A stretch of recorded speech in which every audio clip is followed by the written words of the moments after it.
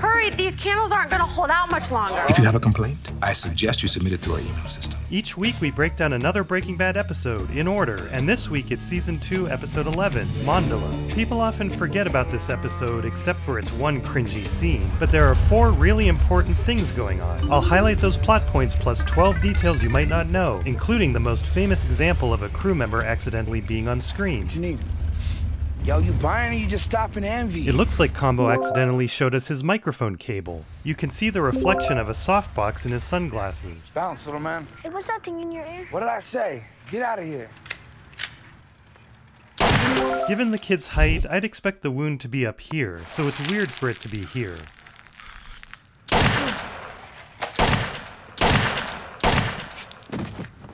Dr. Bravenik is one of the few surgeons in the country performing lobectomies after full dosage radiation. There are many connections between Breaking Bad and The Sopranos, and Dr. Bravenik is one of them. In both series, the same actor plays an aggressive cancer surgeon. Understand that if you don't have the surgery, you're just waiting for the cancer to spread, and it will. Take some time to discuss it. No.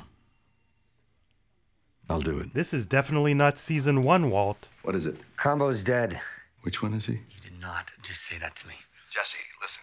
Yeah, figures. This game we playing, we don't got the street cred to survive it. Back when everyone thought you killed Spooge, maybe we were doing okay, but this junkie bitch copped to it. Everyone knows. Why didn't you say something? Because we like you and all. Well, goodbye. Sorry, Jesse. I'm out. Now, don't lay that on me. You are in charge of distribution. You said expand the territory. That doesn't mean you become careless. Guys, hey! How's your inventory? 38 and change. 38 ounces, grams. Pounds. You did say make hay while the sun is shining. Walt has a good memory. Make hay while the sun is still shining. But let's start with some tough love, all right? Ready for this? Here goes. You two suck at peddling meth. We are not going to deal with another high-level distributor.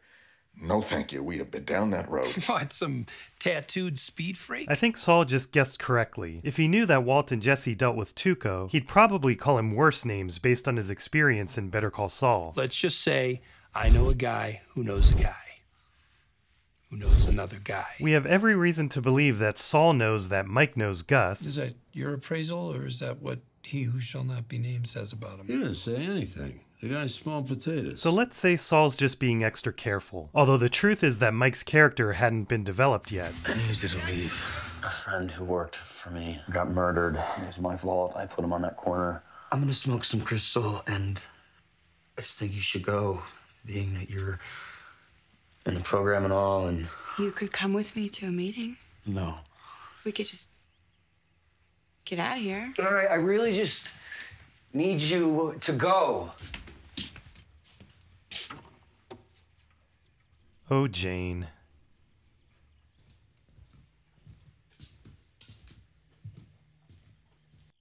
All right, here we go. They changed the sign since Better Call Saul.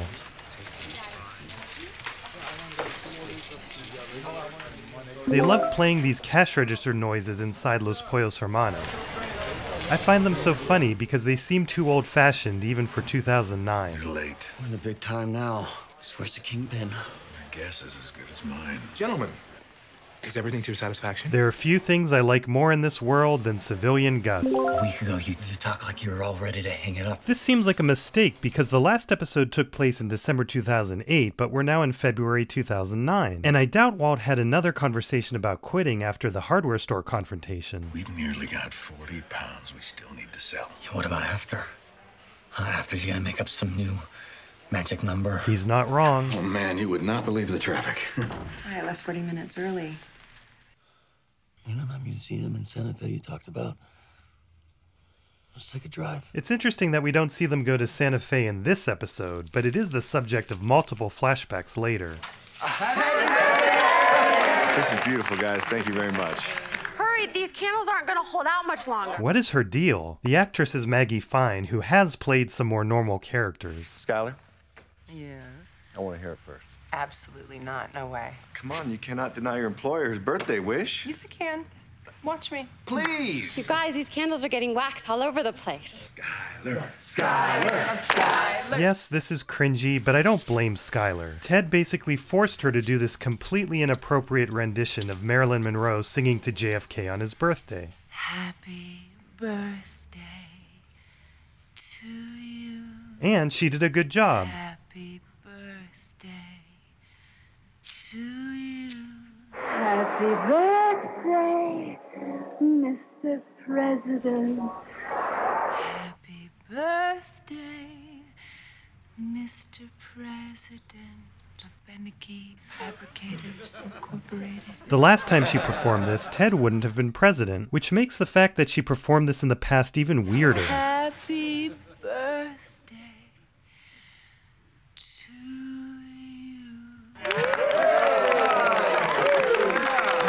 Fantastic. Okay, maybe the cringe right here is Skylar's fault. I sat there for 2 hours. Nobody came. My contact says it's a no-go. What do you mean?